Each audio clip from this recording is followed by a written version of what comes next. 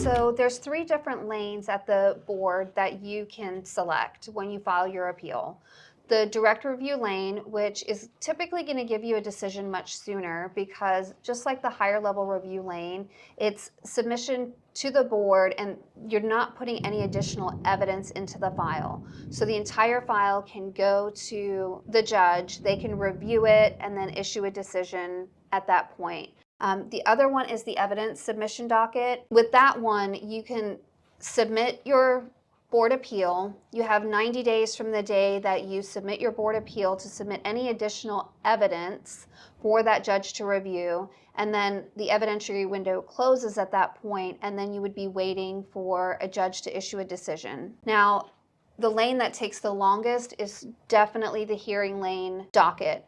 A lot of veterans want the opportunity to go in and get a hearing in front of a judge.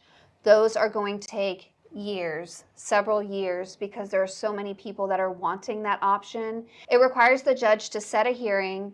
You go to the hearing, and then that judge doesn't make a decision right away because the rules at the board, at that point, you are allowed to submit evidence for another 90 days, and then the docket will close and it would be transferred to a judge for a decision, but that could still take years. Another thing that a lot of veterans don't know is when you request a hearing before a judge at the board, the person that you have a hearing with actually isn't the person that might be making the ultimate decision on your claim.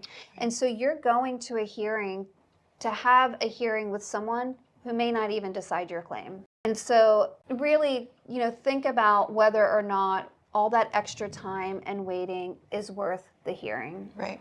Right. That's why we often don't select the hearing lane for that reason.